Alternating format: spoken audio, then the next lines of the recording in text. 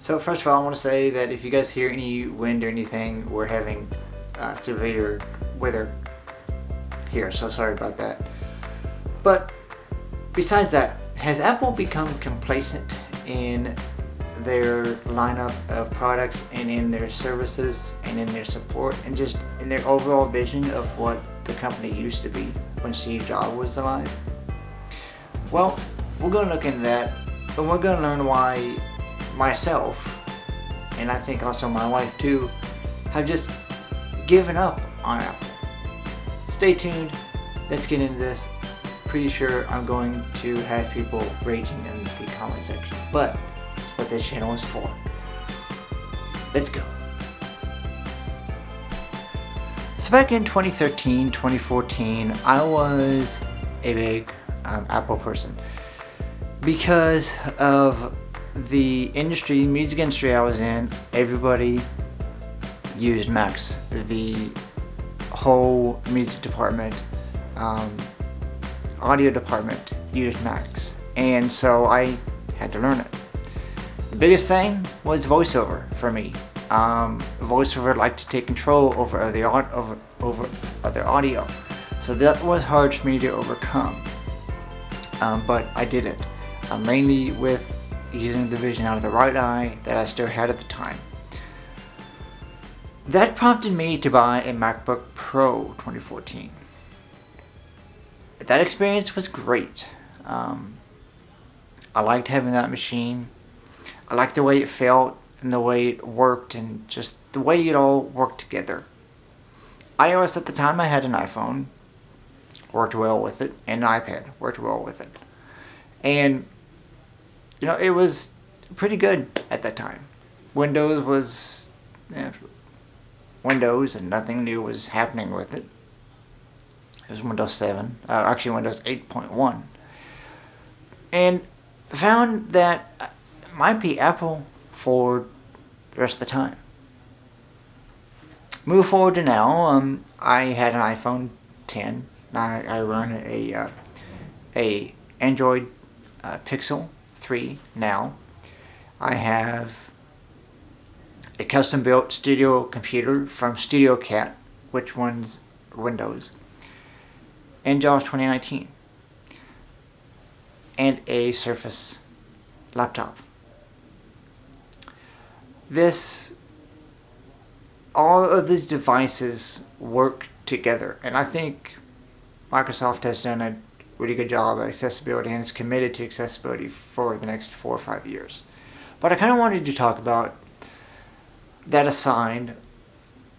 Apple has lost its way with me, and here's why. So,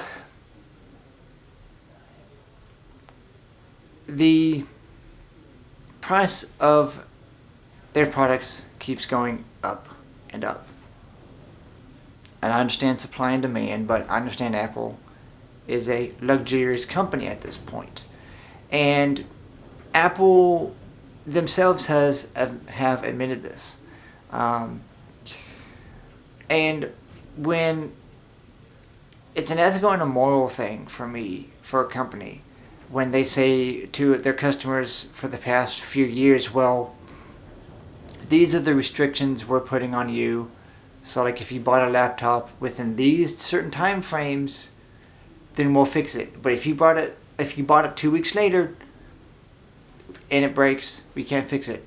So the keyboard issue, their butterfly keyboard switches, that was one of the issues. One of the latest issues that they tried to fix by putting a membrane underneath that keyboard to try to keep dust and stuff out of there still hasn't helped, and they're still denying people service for that. Make a bigger computer, the bigger battery, the same original keyboard from the 2015 model, you're good to go. Why they want to slim it down, I have no idea.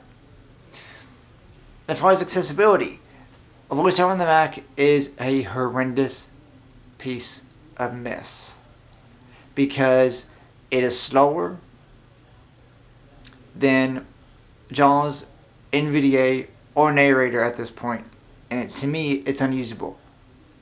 I can't use it. I refuse to use it because it is so slow. They need to update it, make it faster, and make it more reliable. A screen reader needs to get out of the way. You need to be the person to know what you need to do, and the screen reader needs to provide the information you need when you want it. It shouldn't be the other way around. The screen reader provides the information when you don't need it and provides extraneous information, and you have to muddle around and find out where to get stuff and find out how to do things. That should not be the way it's supposed to go. It's never been the way it's supposed to go. With their iOS division, yes, it's great. Yes, it has accessibility features. Braille screen input is awesome. They've got more functions in editing, a lot of functions, a lot of things that help blind and visually impaired people, but it's slower. I've done some tests with the Pixel 3 and iPhone 10 that I actually have locked up in a drawer, and the iPhone is slower than the Android phone. Not by much, but by certain cases it is. Now you're going to say, okay, well, what about Seeing AI, and what about some of the applications that are run? Everything that I need, I can run on the Android phone. I have figured out that I use Aira a lot. So I have the Horizon controller with the glasses, and I use that when I need to. I don't ever pull out my phone to use it unless I forget the Horizon kit, which hasn't been a lot. There's enhanced Vision AI that on Android is in beta, so I don't have to pay for it, and I'm beta testing that. Surfing on Chrome on Android works out really well. Surfing on Safari does too. So those are kind of interchangeable in themselves. And I find that with iOS it's limiting a lot. With iOS you have to do certain things to get around a certain problem. You can't just import a PDF and read it through Voice Dream Reader or even the Google PDF viewer. You have to import it, convert it to a different file on iOS, then import it to a certain application. It's a 3-step process, where on Android it's a 1-step process. Convert it, launch the application, read it. And I think that what's holding Apple back is the ethical and moral, and plus the things that they could do to make their products great again. I'm interested to see what they come out with. They've announced an event on March 25th. I'm interested to see what comes out of that event. And I'm going to do a video on that, because they might make things interesting again. Now, personally, I will probably never buy from Apple just because of the way that they treat their customers. They treat people like they're dumb. So I call that, or a lot of people call that, sheeple, because they just blindly follow what Apple does, and then the rest of the industry doesn't think for themselves. So sheeple and sheep companies. So sheeple companies. They don't think for themselves, and they don't logically and ethically and morally think about this stuff that, hey, we could do this different when it comes to a company, or hey, Apple could have done this different. Speak with your wallet, essentially. There's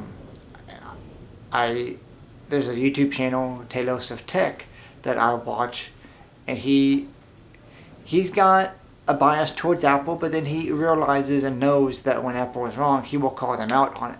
A lot of people won't do that. A lot of people that I know who buy Apple products won't do that.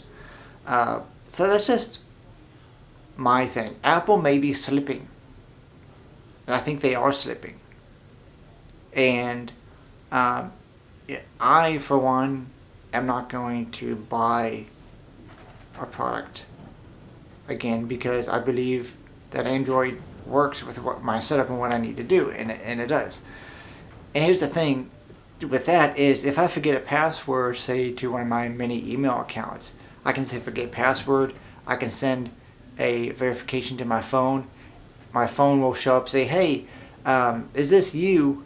And it will automatically let me into that account and be totally fine, secured with my password on my phone, or even by my phone that says, hey, yeah, he's good to go.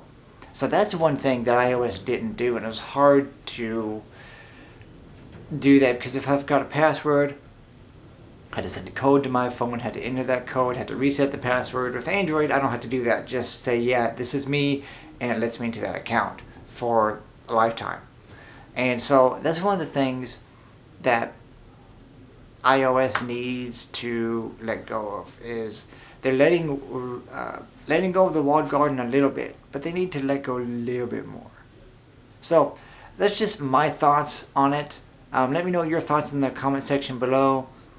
Keep it civil. Keep it non-threatening. You know, don't be bullish and threaten other people, and just don't be mean, because you will get, you know, blocked. Just because that's just the way I run this channel. Everybody needs to be respectful of everybody. We can have our own opinions, but say, hey, I did this respectfully, disagree with your opinion, and then move on. Because the world needs to be a better place. It needs to be filled with kind of people that can understand somebody's opinion and just move on from it. So this has been Aaron Linson with Linson Productions. I'll see you guys in the next video. Let me know what you thought. Again, leave your comments down below. Subscribe, share this video with other people, and let me know if you think Apple is slipping and is being a luxury company. It's becoming a luxury company. And let me know what you think they can do to change it. So this has been Aaron Linson. I'll see you guys in the next video. Bye-bye.